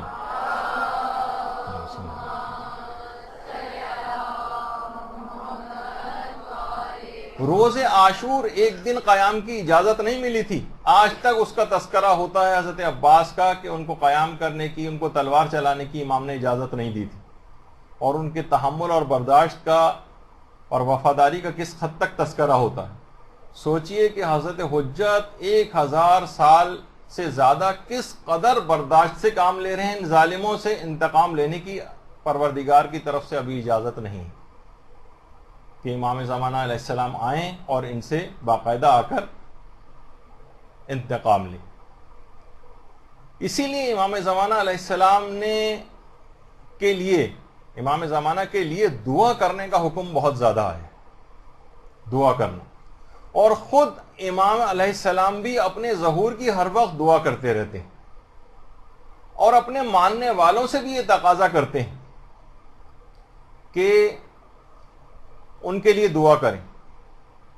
دیکھیے یعنی یہ جو دعائے فرج ہے یا امام زمانہ کے ظہور کی دعا کرنا، خود سیرت امام زمانہ، امام خود بھی اپنے ظہور کی دعا کرتے ہیں۔ تو آپ کو کم سے کم امام کی سیرت کے اوپر عمل کرنا ہے کہ روزانہ صبح و شام امام زمانہ کی ظہور کے لیے دعا کرتے رہیں، اور دعا کے ساتھ ظاہر ہے کچھ اور لوازمات بھی ہیں جس میں پہلے بھی بہت سی نشستیں ہو چکی ہیں، اور کل بھی برادر وسیع امام نے بھی سلسلے میں گفتگو کیا، آج مولانا محترم عامر یعصوبی قبلہ وہ بھی اس سلسلے میں مزید گفتگو فرمائیں گے۔ تو صبح و شام اس پر عمل کرنا ہے۔ خود ہمارے چھٹے امام، امام صادق علیہ الصلوۃ والسلام،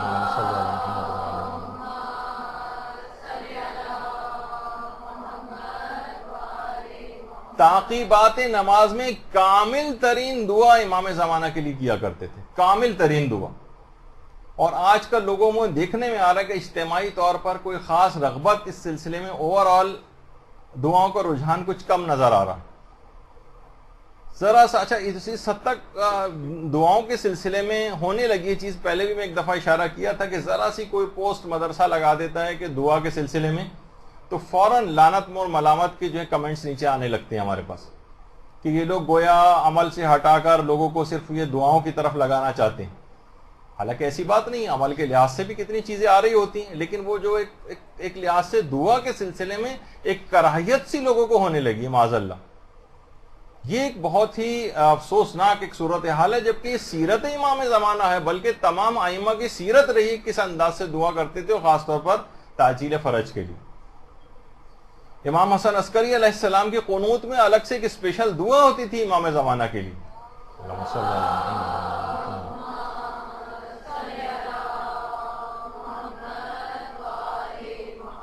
مصباح المتحجد جو شیخ طوسی کی کتاب ہے، اس کے اندر اس بات کا تذکرہ ہے کہ امام رضا علیہ الصلوۃ والسلام بھی امام زمانہ کے لیے دعا کیا کرتے تھے. درود بھیجیے نا.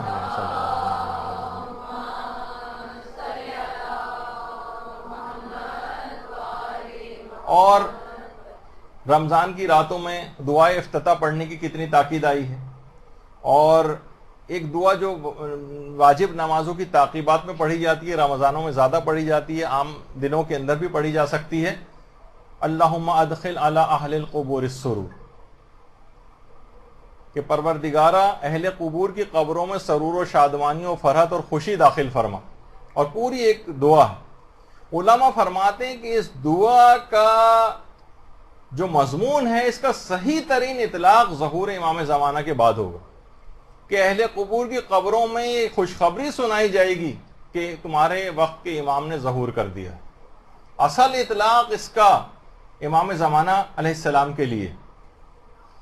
اور اصلاً دیکھا جائے تو کہا جاتا ہے، علماء فرماتے ہیں کہ دعا ظہور امام کے سلسلے میں، یعنی جس کا مضمون ہے، اس کا صحیح ترین اطلاق اس موقع کے لیے. اور اس سیرت کے اوپر عمل کرنا اس قدر ضروری ہے، یعنی امام زمانہ کے سلسلے میں ان کے ظہور کی دل سے دعا کرنے کے سلسلے میں، کہ صاحب مکیال المکارم تقی موسوی اصفہانی، بڑی مشہور ترین کتابوں میں سے ہے امام زمانہ کے سلسلے میں مکیال المکارم. اس میں اپنے ایک دوست کا مکاشفہ نقل کیا ہے تقی موسوی اصفہانی، اور کہا کہ ان کے دوست فرماتے ہیں، جو خود بڑے عالم دین تھے، کہ میں نے مکاشفے میں امام حسن مجتبی علیہ الصلوۃ والسلام کی زیارت کی.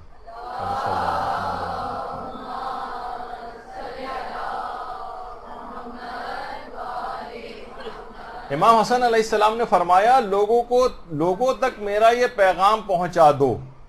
دیکھیے آپ تک امام کا پیغام، کہ مہدی کے ظہور کی تعجیل کے سلسلے میں کثرت سے دعا کیا کریں. اور یہ دعا امام فرماتے ہیں، یہ دعا نماز جنازہ کی طرح سے واجب کفائی نہیں ہے کہ کچھ لوگوں کے انجام دینے سے باقی لوگوں کے اوپر یہ چیز ساقط ہو جائے. امام زمانہ کی تعجیل فرج کی کثرت سے دعا کرنے کا جو حکم ہے، وہ نماز پنجگانہ کی طرح سے سب پر فرض ہے، اور سب لوگ اس فریضے کو بجا لانے کے مکلف ہیں، سب کے سب لوگ. تو انسان کو چاہیے کہ ہر وقت امام زمانہ علیہ السلام کے لیے دعا کرتا رہے. دیکھیے علماء ایک چیز اور فرماتے ہیں کہ جب کسی شخص کے پاس کوئی کمی ہوتی ہے نا، اس وقت دعا کرتا ہے. جب وہ کسی کمی کا احساس کرتا ہے تو دعا کرتا ہے. اگر اسے کسی چیز کی کمی کا احساس نہیں ہو تو وہ اس کے لیے دعا نہیں کرے گا. مثلا کسی کے پاس اگر رزق کی بہت فراوانی ہے، کسی کے پاس مثلا بہت زیادہ پیسہ ہو، تو اس کو رزق کی دعا میں کوئی خاص دلچسپی نہیں ہوگی. کسی کے پاس مثلا اولاد بہت کثیر تعداد میں ہو، کثیر العیال شخص ہے. اب بہت ساری دعاؤں کے اندر، خود ہمارے ایک دوست ہیں جو ماشاءاللہ کثیر العیال ہیں، تو باقاعدہ ان کی تعقیبات نماز کی جو کتاب ہے، اس میں وہ صفحات ان کی بیگم نے باقاعدہ نکال دیے گے جہاں پر اولاد کے سلسلے میں دعا لکھی ہوئی، اور باقاعدہ کچھ جگہوں مارکر سے انہوں نے مٹا دی ہیں کہ کہیں ان کے شوہر اس کو نہ پڑھنے لگے. تو بہرحال اب ان کی نہیں ہے دعا پرائیورٹی کے اندر، اب کثرت عیال پہلے سے ان کے پاس ہے. تو اب دیکھیے امام زمانہ علیہ السلام کے سلسلے میں بالکل ایسا ہی ہوا کہ امام کے سلسلے میں لوگوں کے لیے کسی ضرورت یا کمی کا ان کے اندر کوئی احساس موجود نہیں. کیوں کریں گے وہ دعا امام کی ظہور کے لیے؟ ان کی زندگیوں میں کوئی کمی نہیں ہے، امام کی کوئی ضرورت کا ان کو احساس ہی نہیں ہے، تو دعا اس لحاظ سے کیوں کریں؟ تو دیکھیے لوگوں کو چاہیے کہ امام کی ضرورت کو، امام کی کمی کے احساس کو اپنے اندر پیدا کریں کہ کس قدر ایک بڑی نعمت عظمیٰ ان سے چھینی ہوئی.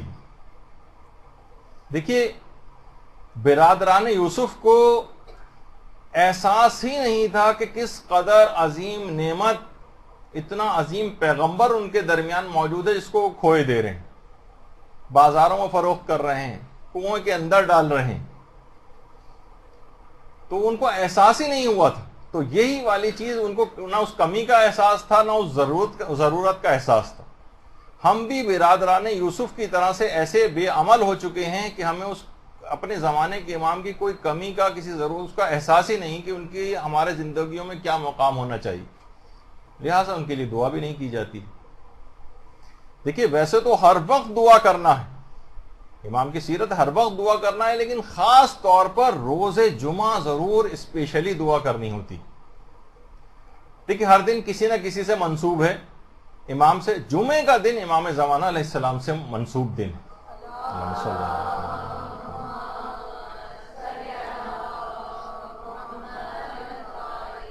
بلکہ بہت ساری روایات میں تو جمعے کو کنائے کے طور پر استعمال کیا گیا ہے. امام زمانہ ہی کو جمعہ کہا جاتا ہے روایات کے اندر. خود ہمارے جو چھٹے امام جعفر صادق علیہ السلام فرماتے ہیں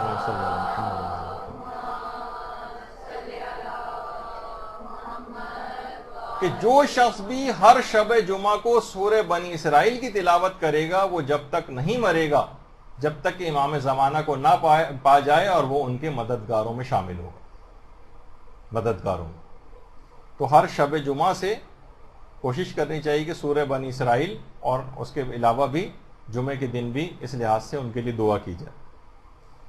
اچھا نمازوں کے بعد دیکھیے امام کے ظہور کی دعا کے حوالے سے بات ہو رہی ہے. نمازوں کے بعد اگر کوئی شخص یہ درود پڑھے روایت میں اللہم صلی علی محمد وآل محمد وعجل فرجہم، تو جب تک نہیں مرے گا جب تک کہ اس کو امام کا دیدار نصیب نہ ہو جائے.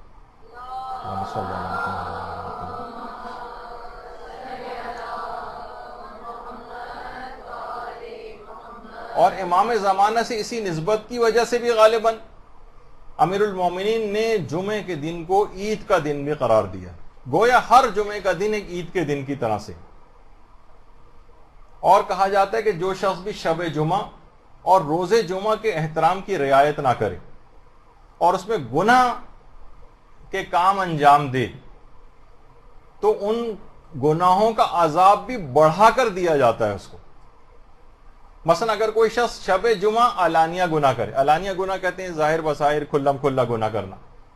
مثلا کوئی عورت بے پردہ ہو کر یا مثلا میک اپ وغیرہ کر کے ہوٹلنگ کے لیے نکل رہی ہے، آؤٹنگ کے لیے نکل رہی ہے، تو روایت میں آیا کہ اگر کوئی شخص شب جمعہ علانیہ گناہ کرے تو خدا ساری زندگی کے گناہوں کے برابر جو عذاب دیا جاتا ہے وہ اس فقط ایک گناہ کے بدلے میں اس کو دے گا جو اس نے شب جمعہ انجام دیا ہوگا.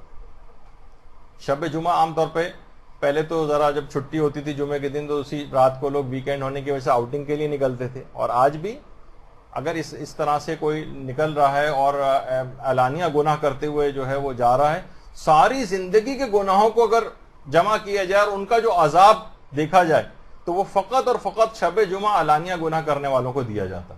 تو اس دن، اس رات کی بھی اور شب جمعہ کی اور دن کے حوالے سے اس کی بہت تاکید ہے، اس کا ایک اسپیشل احترام کیا جائے. دیکھیے جمعے کو امام زمانہ کا دن اس کو کہا جاتا ہے، اس کے اندر بہت خیر و برکت ہے. ہر ایک گھنٹے میں جمعے کے دن، اسی وجہ دیکھیں غالباً شاید یہی وجہ ہے کہ جمعہ کا دن اتنا برکت ہے امام زمانہ سے منسوب ہونے کی وجہ سے کہ اس کے ہر ایک گھنٹے میں 6 لاکھ انسانوں کو آتش جہنم سے آزاد کیا جاتا ہے ہر ایک گھنٹے میں. اللہم صلی اللہ علیہ وسلم.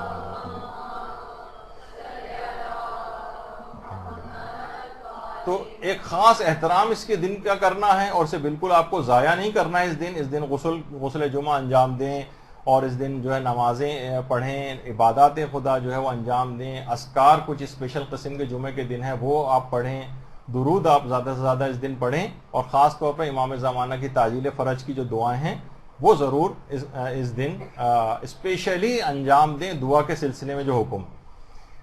دیکھیے جب برادران یوسف نے آ کر معافی مانگی تھی حضرت یعقوب سے اپنے باپ سے کہ ہمیں معافی کی درخواست کی تھی، تو حضرت یعقوب کا ایک جملہ قرآن نے نقل کیا کہ قال سوف استغفر لکم ربی انہ هو الغفور الرحیم، میں ان قریب تمہارے لیے خدا سے استغفار کروں گا، تمہارے لیے خدا سے معافی کی درخواست کروں گا ان قریب، اور ان کی بخشش کی دعا کے لیے تاخیر کی۔ علماء فرماتے ہیں یہ تاخیر اس وجہ سے کی تھی کیونکہ ہفتے کے بیچ کے دنوں میں انہوں نے آ کر یہ دعا کی درخواست کی تھی کہ ہمیں معافی دلوائیں، تو حضرت یعقوب نے جمعے کے سحر کے وقت تک دعا کرنے میں تاخیر کی تاکہ لازمی طور پر جب جمعے کی سحر کے وقت اگر دعا کریں گے تو لازمی وہ دعا قبول ہوتی، یعنی ان کو معافی دلوانے کے لیے حضرت یعقوب نے برادران یوسف کے لیے دعا میں تاخیر کی یہاں تک کہ جمعے کی سحر آ گئی، تو وہ لازمی کیونکہ دعا قبول ہوتی ہے اس وجہ سے تاخیر کی، تو جمعے کی سحر کے وقت بھی علی الخصوص امام زمانہ علیہ السلام کی تعجیل فرج کی دعا اس موقع پر اس وقت خاص طور پر کرے۔ یہی وجہ ہے کہ جمعے کو سید الایام بھی کہا جاتا ہے، یعنی دنوں کا سردار۔ اور روایات میں یہ بھی بات آئی ہے کہ جمعے کو قیامت کے دن ایک خاص شکل میں مبعوث کیا جائے گا اور ایک عظیم شان کے ساتھ یہ دن آئے گا، ایک عظیم شان کے ساتھ۔ سید ابن طاؤس فرماتے ہیں کہ یہاں جمعے سے مراد کنایا ہے امام زمانہ علیہ السلام مراد ہے کہ عجیب و غریب شان کے ساتھ امام زمانہ قیامت میں آئیں گے۔ اور یہ بھی روایت میں آیا کہ جو بھی اس دن محمد و آل محمد پر درود بھیجے گا خدا اس کی شفاعت لازمی کرے گا۔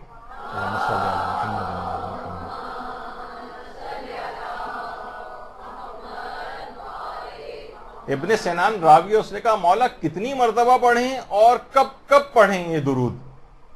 امام نے فرمایا 100 بار پڑھو، یعنی جمعے کے دن 100 مرتبہ اس درود کو پڑھو، اور وقت عصر پڑھو، یعنی ظہر کے اول وقت سے 3 گھنٹے کے بعد۔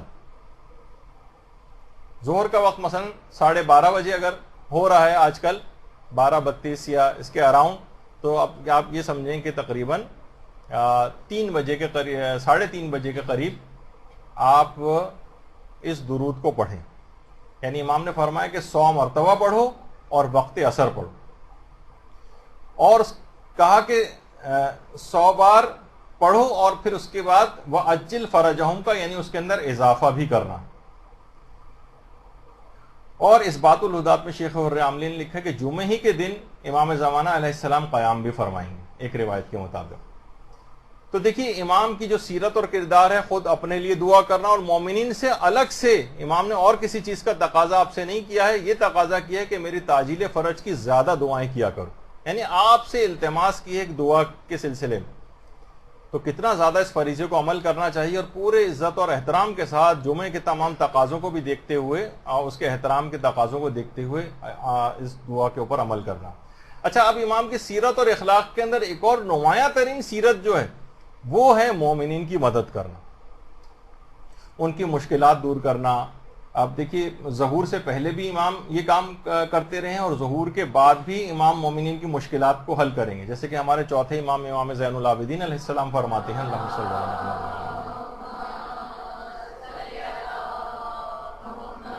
کہ جب ہمارا قائم قیام کرے گا تو خدا ہمارے شیعوں سے مشکلات کو دور کرے گا۔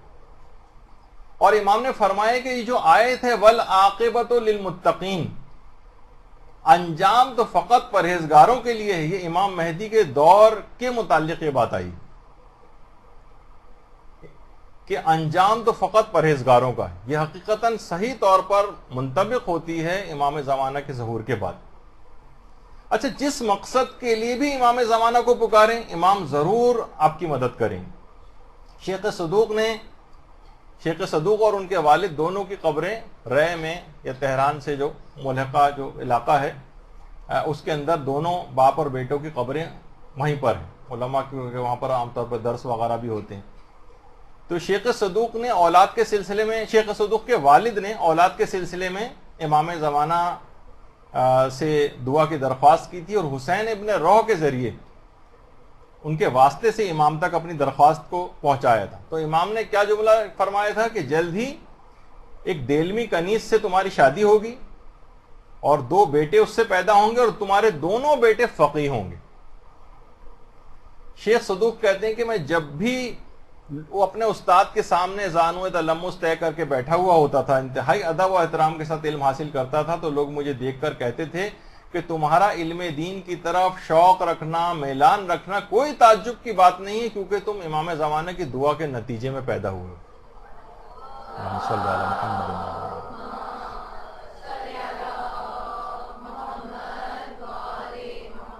جیسی مدد کی درخواست ہم کریں گے امام سے, امام اس دعا کو اسی انداز سے قبول کریں گے.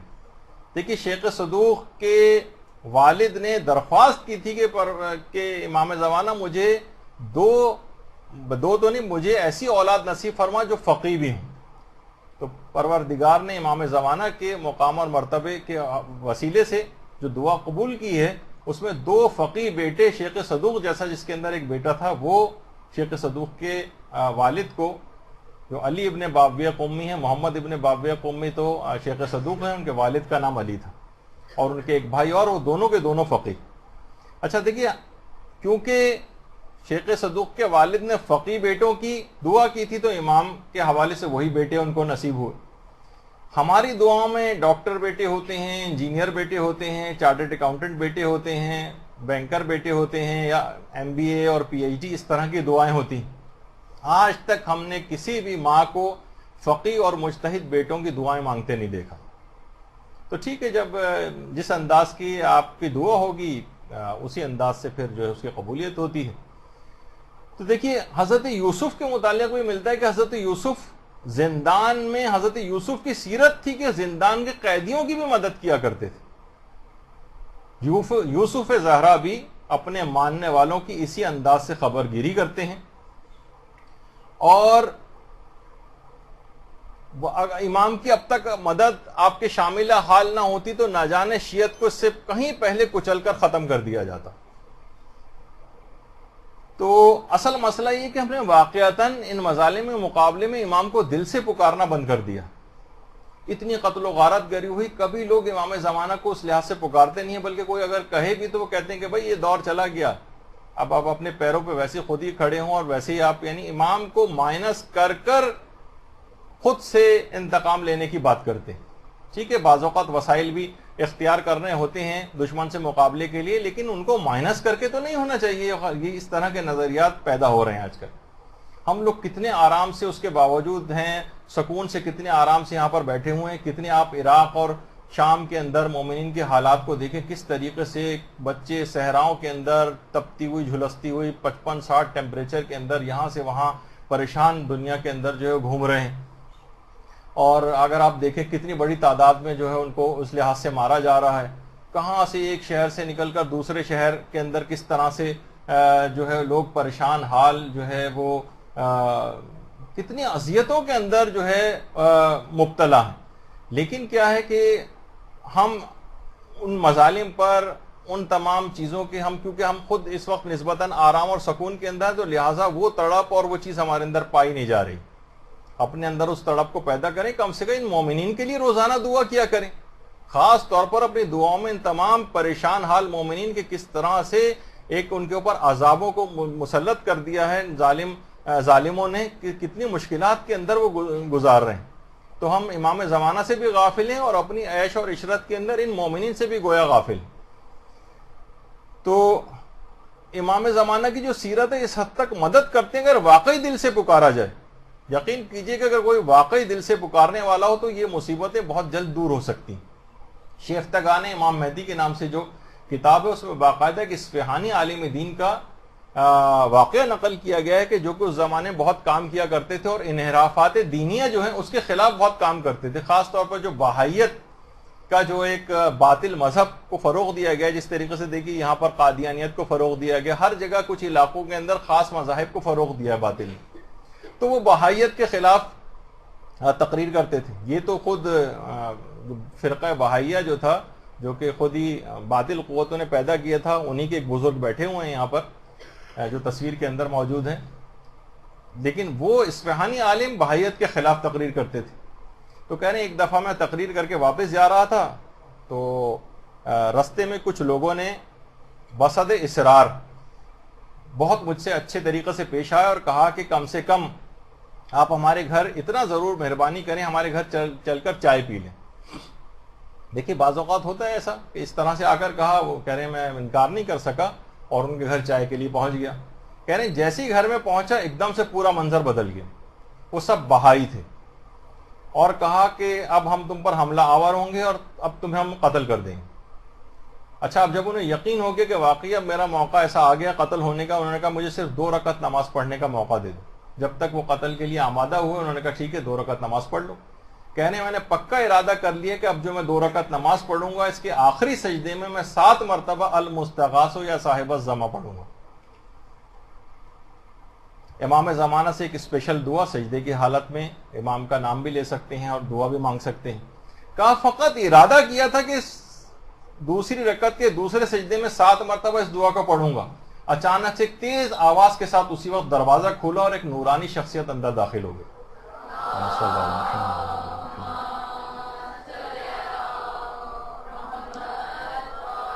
اس سے پہلے کہ وہ بہائی لوگ کچھ سمجھتے، چشم زدن میں وہاں سے مجھے نکالا اور مجھے میرے مدرسے میں اس شخصیت نے پہنچا دیا، اور اس کے بعد اچانک سے وہ شخصیت آنکھوں سے غائب ہو گئی۔ میں سوچ ہی رہا تھا کس نے مجھے نجات دی، مجھے سمجھ میں آ گیا کہ میرے آقا و مولا نے اس استغاثہ کے نتیجے میں میری مدد کو پہنچے ہیں اور مجھے اس سے نجات دلائی۔ وہ خود فرماتے ہیں اصفہانی عالم دین کہ اگلی رات کو وہ تمام بہائی میرے گھر معافی مانگنے کے لیے آئے اور سب نے باقاعدہ طور پر کلمہ پڑھا اور سب کے سب نے مذہب شیعہ کو قبول کر لیا۔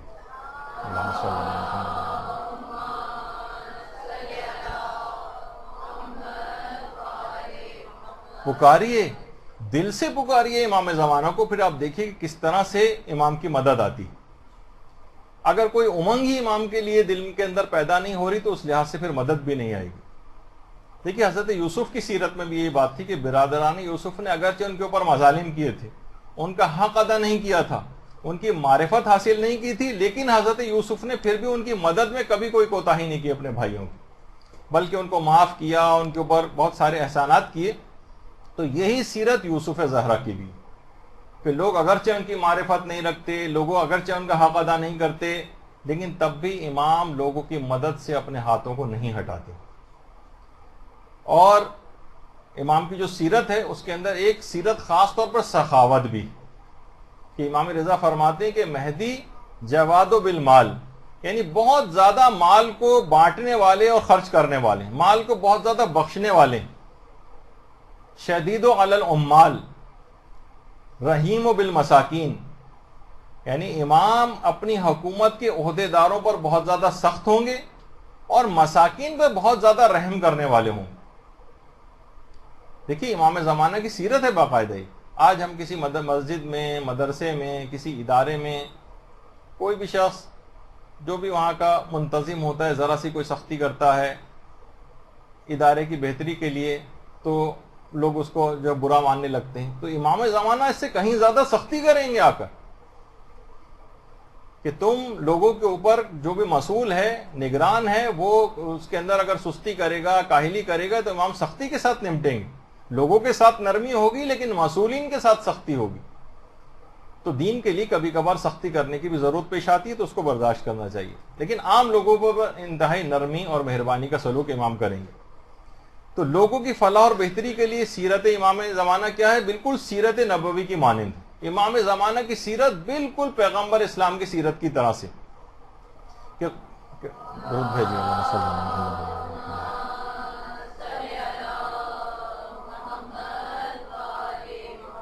کہ رفتار گفتار ہر چیز کے اندر امام کی سیرت بالکل ویسی ہے، حتیٰ کہ نام اور کنیت بھی وہی ہے جو پیغمبر کی، پیغمبر کا طریقہ تبلیغ بھی بالکل وہی ہے کہ جو کہ پیغمبر کا طریقہ تبلیغ تھا۔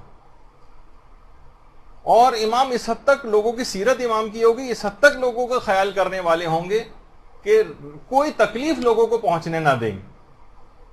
سیرت امام کی ہمیں بھی پیروی کرنی چاہیے۔ روایتوں میں کہ ہر رکاوٹ جو لوگوں کے راستوں کے اندر ہوگی امام ہر رکاوٹ کو دور کر دیں گے، حتیٰ کہ اگر مسجد بھی اگر لوگوں کی راہ میں رکاوٹ بن رہی ہوگی تو امام مسجد کو ڈھا دیں گے، یعنی جتنے ناجائز تجاوزات ان جگہوں کے اوپر مساجد لوگ قائم کر لیتے ہیں، راستوں کے اندر قائم کر لیتے ہیں، امام ان کو ڈھائیں گے۔ گلی کوچوں میں جتنے پرنالے لگے ہوئے ہوں گے امام، کیونکہ لوگوں کو پریشانی ہو رہی ہے نا، کہیں سے پانی آپ گزرتی ہیں، پانی ٹپک رہا ہوتا ہے، لوگ سوچتے ہیں نجیس ہے کیا ہے، پریشانی کے اندر گرفتار ہو جاتے ہیں۔ گاڑی گھر میں دھو رہے ہیں اور پورا پانی نکال کے پورے لوگ کیچڑ کے اندر جو ہے وہ پاؤں رکھتے ہوئے جا رہے ہیں، کتنے پریشان ہو رہے ہیں۔ تو امام جتنے بھی گلی کوچوں میں جو پرنالے ہوں گے لوگوں کی وجہ سے، کہ لوگوں کو کوئی تکلیف نہ ہو، ان کی راہ میں کوئی رکاوٹ نہ ہو، امام ان سب کو ختم کریں گے۔ حتیٰ کہ گھروں کے راستوں میں جو گھر بنے ہوں گے، ان کی جو کھڑکیاں ہوں گی، ان سب کھڑکیوں کو بند کرنے کا حکم دیں گے۔ یعنی گویا راہ چلتی عورتوں کو تاک جھانک اور اس طرح کی تمام چیزوں کو امام اس کو بند کریں گے۔ باقاعدہ روایتوں میں یہ چیز آئی ہے۔ یہاں لوگوں کو دیکھیے پریشانی سے بچانا امام کی سیرت ہے، اور یہاں انہی مثلا چھوٹی چھوٹی جو گھروں کی مجالس ہوتی ہیں، قد آدم سائز کے اتنے بڑے بڑے لاؤڈ اسپیکر وہاں پر جو ہے وہ لگائے جاتے ہیں کہ پورے محلے کے اندر آواز گونج رہی ہوتی ہے۔ کوئی طالب علموں کا کوئی خیال نہیں ہوتا، مریضوں کا بعض اوقات کوئی خیال نہیں ہوتا۔ ایام اعظام میں کتنے افراد ایسے ان کو میں جانتا ہوں کہ جو کہ یہاں سے چھوڑ کر کسی اور علاقوں کے اندر چلے جاتے ہیں، اتنا زیادہ تنگ ہوتے ہیں، بہت سے مریض ہوتے ہیں، اتنی زیادہ بڑی بڑی اس کے اندر جو ہے وہ لاؤڈ اسپیکر لگا کر لوگوں کو اس لحاظ سے امامی کے نام پر گویا تنگ کرنا۔ خود مجھے اچھی طرح سے پتا ہے کہ جب ابتدائی طالب علمی کا دور تھا میڈیکل کالج میں، تو جب امتحانات ہوتے تھے تو ہمارے علاقے میں 12 ربیع الاول وغیرہ کا رات اور دن اتنی بڑی تعداد میں لاؤڈ اسپیکر لگا کر نعتیں اس میں پڑھی جاتی تھیں رات گئے تک، کہ پڑھنا دشوار ہو گیا تھا، بلکہ ناممکن ہو گیا تھا، یہاں تک کہ مجھے ہاسٹل شفٹ ہو جانا پڑتا تھا۔ تو یہ اب سوچیے کہ آپ کے ساتھ جب یہ کیفیت ہے تو دوسرے لوگ کتنا اس سے تنگ ہوتے ہوں، کتنے مریض ایسے ہیں، کتنے رات کو جلدی سونے والے ہیں، صبح آفیسز جانا، اور اپنے پوری اتنی انتہائی تیز آواز میں لوگوں کو پریشان کر رکھا۔ جب کبھی واقعتاً ضرورت ہوتی ہے اس کی اور بڑی مجالس ہیں اور اس کی واقعی ضرورت ہے تو چلیں وہ برداشت ہو جاتا ہے، لیکن چھوٹی چھوٹی اندر 20-25 آدمی بیٹھے ہوئے ہیں اور اتنے آپ نے لاؤڈ اسپیکر لگائے اور اتنا شور ہو رہا ہے کہ کان پڑی آواز بھی سنائی نہیں دے رہی کہ اسپیکر جو ہے بول کیا رہا ہے۔ تو یہ تمام چیزیں ایسی۔ اچھا، امام اس حد تک دیکھیے خیال کرنے والے ہوں گے لوگوں کی وجہ سے، تاکہ آپ کو امام کی سیرت پتہ چل جائے کہ زیادہ رش ہونے کی وجہ سے امام باقاعدہ ایک حکم نامہ جاری کریں گے کہ واجب طواف والوں کو کیونکہ رکاوٹ ہو رہی ہے تو تمام مستحب طواف کے اوپر پابندی لگائی جاتی ہے، اور نماز طواف جو مستحب نماز کی پڑھ رہے ہیں اس کے اوپر بھی پابندی لگائی جاتی ہے۔ اتنا زیادہ رش ہونے پہ امام لوگوں کے خیال کی وجہ سے کہ واجب طواف والوں کا صرف اس وقت حق بنے گا اور مستحب طواف پر اس وقت کے لیے پابندی لگائی جائے گی جبکہ اتنا زیادہ رش ہونے کی وجہ سے، تو یہ بھی لوگوں کے خیال کی وجہ سے۔ تو اچھا، اس کے بعد ایک اور جو اہم ترین امام کی سیرت ہے وہ یہ ہے کہ اول وقت نماز کی ادائیگی۔ دیکھیے، اول وقت نماز پڑھنے کا علماء ایک بہت بڑا فائدہ یہ بتاتے ہیں کہ جو شخص بھی اول وقت میں نماز پڑھتا ہے اس کی نماز لازمی طور پر قبولیت یوں حاصل کر لیتی ہے کہ جب امام زمانہ اول وقت میں لازمی نماز پڑھتے ہیں تو امام کی نماز جب آسمانوں کی طرف بلند ہوتی ہے تو امام کی نماز کے ساتھ جتنی نمازیں اوپر جاری ہوتی ہیں وہ امام کی نماز کے صدقے کے اندر سب کی سب قبول ہو جاتی ہیں۔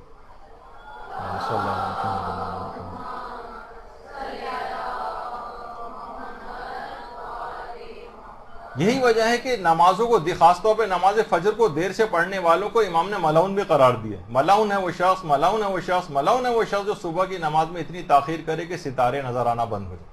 یعنی بالکل جب اتنی روشنی ہو گئی اس وقت آپ نماز پڑھیں، بالکل قضا ہونے سے 5-7 منٹ پہلے۔ تو امام نے اس لحاظ سے لعنت کی ہے، اور باقاعدہ ایک جملہ ہے جو آیت اللہ بہجت سے منسوب ہے اور بہت مشہور ہے ان کا یہ جملہ کہ نماز مانند لیمو شیریں است۔ فرماتے ہیں کہ نماز بالکل میٹھے لیمو کی مانند ہے، جتنا اول وقت سے دور ہوتی جائے گی اتنی تلخ ہوتی چلی جائے گی۔ آقا بہجت فرماتے تھے، کہتے تھے جتنی نمازوں میں تاخیر ہوگی اتنے امور زندگی میں تاخیر ہوگی، یہ بات یاد رکھ لو۔ جتنی نمازوں میں تاخیر کرو گے امور زندگی میں تاخیر ہوگی، شادیوں میں تاخیر ہوگی، پریشانیوں سے باہر نکلنے میں تاخیر ہوگی، کاروبار اور ملازمت میں بہتری اور ترقی ہونے میں تاخیر ہوگی، اولاد کے پیدا ہونے میں تاخیر ہوگی، کوئی کام وقت پر اور جلد نہ ہو سکے گا۔ لہٰذا اپنی نمازوں کو منظم کرو تاکہ تمہارے امور زندگی بھی منظم ہو جائیں۔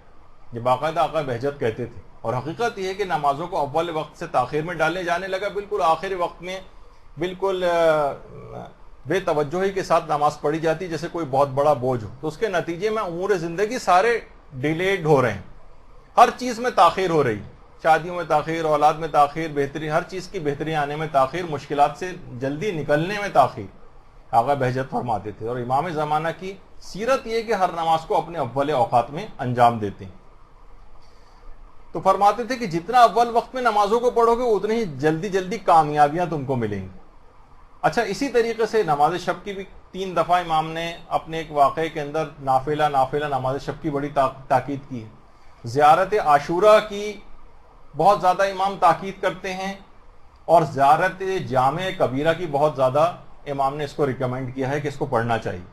اچھا، بہت سارے لوگ زیارت عاشورہ کے سلسلے میں 100 لعن اور 100 سلاموں سے کافی پریشان ہوتے ہیں۔ دیکھیے، ویسے تو آیت اللہ بہجت فرماتے ہیں کہ شیخ انصاری یہ جب بھی زیارت عاشورہ پڑھتے تھے 100 لعن اور 100 سلام کے ساتھ ہی پڑھتے تھے، اور امام خمینی کی سیرت میں بھی ملتا ہے امام خمینی ہمیشہ زیارت عاشورہ کو 100 لعن اور 100 سلام کے ساتھ پڑھتے تھے۔ لیکن اس کا ایک آسان طریقہ بھی ہے کہ سید علی مواحد اصفہانی ایک عالم ہے ہمارے، جنہوں نے ایک کتاب لکھی ہے زیارت عاشورہ و آثار شگفتہ کے نام سے، امام علی نقی علیہ السلام سے ایک روایت اس کے اندر نقل کی۔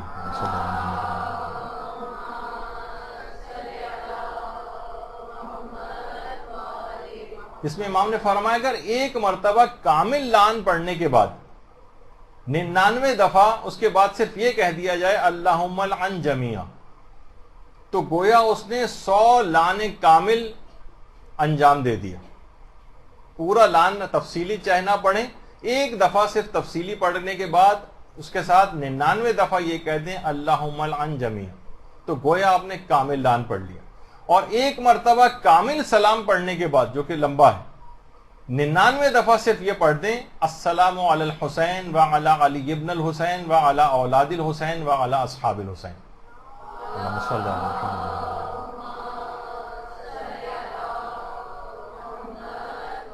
گویا 100 بار کامل سلام آپ نے پڑھ لیا۔ علماء فرماتے ہیں بالفرض اگر یہ روایت نہیں بھی ہوتی تب بھی اگر کوئی وقت کی کمی کی وجہ سے، کسی مجبوری کی وجہ سے اگر ایک بار پڑھتا تب بھی کوئی قباحت نہ ہوتی، لیکن یہ کریموں کی بارگاہ ہے تو انشاءاللہ وہی اثر پذیری ملے گی اگر اس انداز سے بھی پڑھا جائے۔ اور اس سے ملتی جلتی روایت ایک علامہ جواد ابن عباس کربلائی نے بھی لکھی ہے، بہت ساری کتابوں کے اندر ہے، شفاء الصدور کے اندر بھی ہے، امیر المومنین سے باقاعدہ جو روایت ہے اس کے اندر۔ اچھا، ایک بات اس کے اندر اور بتا دیجئے کہ سیرت و امام جو کردار ہے امام کا وہ ایک قرآن سے بہت زیادہ ارتباط بھی۔ روایت میں امیر المومنین کی جو روایت ہے کہ جب امام مہدی کی حکومت لوگوں پر ہوگی تو خواہشات نفسانی لوگوں پر حکومت کر رہی ہوں گی، لوگ اپنی رائے کو قرآن پر مقدم کر رہے ہوں گے، تو امام اس وقت افکار کو قرآن کی طرف متوجہ کریں گے اور قرآن کو معاشرے کے اوپر حکومت دلوائیں گے، یعنی بہت زیادہ لوگوں کے اندر قرآن رائج ہو جائے گا۔ اور امام فرماتے ہیں کہ میں دیکھ رہا ہوں اپنے شیعوں کو کہ مسجد کوفہ میں خیمہ لگائے ہوئے قرآن جس طرح سے نازل ہوا ہے اسی ترتیب سے قرآن کی تعلیم دے رہے ہیں۔ مسجد کوفہ کے اندر شیعہ خیمہ زن ہو کر یہاں پر بیٹھ کر جس طرح سے قرآن نازل ہوا ہے اصلاً اس طرح سے قرآن کی تعلیم دے رہے ہوں۔ تو سیرت امام پر عمل کا تقاضا یہ ہے کہ قرآن سے اپنا رابطہ بڑھایا جائے۔ تو ہم نے غیبت امام میں تیاری تو کجا بلکہ ظہور کو اور دور کرتے چلے جا رہے ہیں اپنے عمل سے۔ جیسے وہ کہا جاتا ہے نا کہ when the cat's away the mice will play، یعنی جب چوہے خوب اچھلتے کودتے ہیں جب بلی سامنے نہیں ہوتی۔ ہم کو کسی کا بیوی ہماری گھر نہیں، ہم کو کسی کا ڈر نہیں، وہ والا اس طرح کے بہت ساری چیزیں محاورے بھی رائج ہیں۔ تو امام اگر سامنے موجود نہیں تو ہم سوچ رہے ہیں کہ شاید یہ ہمارے لیے بڑے آزادی کا زمانہ ہے، اس میں کوئی عمل کچھ نہیں کرنا، بس اطمینان کے ساتھ زندگی گزارنی، لاپرواہی کے ساتھ زندگی گزارنی، ایسا نہیں۔ لہٰذا روئیے، تڑپیے۔ دیکھیے جب تک یعقوب نے رو رو کر اور تڑپ تڑپ کر انتظار کی گھڑیاں نہیں گزاری تھیں، یوسف کا دیدار نصیب نہیں ہوا تھا۔ تو اسی طرح سے آپ کو بھی یہ موقع گزارنا ہے تاکہ امام کا شربت دیدار آپ کو نصیب ہو. اور دیکھیں یعقوب مایوس بھی نہیں ہوئے تھے اور بار بار طویل عرصے تک بیٹوں کو جا کر کہتے تھے جاؤ اور جا کر یوسف کو تلاش کرو. آپ بھی مایوس نہ ہوں, اگرچہ غیبت طولانی ہو گئی ہے لیکن حضرت یعقوب کی سیرت پہ عمل کر رہے ہیں کہ غیبت طولانی بھی ہو جائے تب بھی یاد کو فراموش نہیں کرنا. آخر میں بس یہ دعا ہے پروردگار عالم سے کہ پروردگارہ جس طرح تو نے مصر کے بادشاہ اور اس کی بیوی کے دل میں یوسف کی محبت کو ڈالا تھا, بالکل اسی طرح سے یوسف زہرا کی بالکل ویسی محبت ہمارے دل میں بھی پیدا کر دے. اور جس طرح یوسف نے کنعان میں اپنے اچھے بلکہ اپنے تمام برے بھائیوں کو معاف کر دیا تھا جب ان کے پاس پہنچے تھے, اور اچھوں کو بروں سے الگ نہیں کیا تھا اور سب کو اپنے پاس بلا لیا تھا اچھوں اور بروں کو, تو اے یوسف زہرا ہم بھی برادران یوسف کی طرح سے ہیں, برے ہیں, اپنے اطاعت گزار شیعوں سے ہمیں الگ نہ کیجیے اور ہمیں معاف کر کے پروردگار کی بارگاہ میں سے بھی ہمیں معافی دلوائیے اور اپنے پاس آنے کی بھی ہمیں توفیق عطا فرمائے. اور یا امام زمانہ حضرت یوسف نے اپنی قمیص باپ کو بھیجی تھی تاکہ ان کے چہرے پر وہ قمیص ڈال دی جائے اور ان کی بینائی لوٹ آئے. اے یوسف زہرا ہماری آنکھوں کی بصیرت ان گناہوں کے باعث بے بصیرتی میں تبدیل ہو چکی, اپنے دیدار کی تصویر کو ان آنکھوں میں آپ ابھار دیجئے تاکہ ہماری آنکھوں کو بھی بصیرت عطا ہو جائے. اور اے یوسف زہرا ہماری آنکھوں پر اتنا دبیز اور بھاری پردہ پڑا ہوا ہے گناہوں کا کہ یہ ہمارے ناتواں ہاتھ تو اس کو ہٹانے کی طاقت نہیں رکھتے ہیں. اے موسیٰ زمانہ فقط آپ کا جو ید بیضا ہے وہی صرف اس پردے کو ہٹا سکتا ہے, تو آپ اس پردے کو ہٹا دیجیے.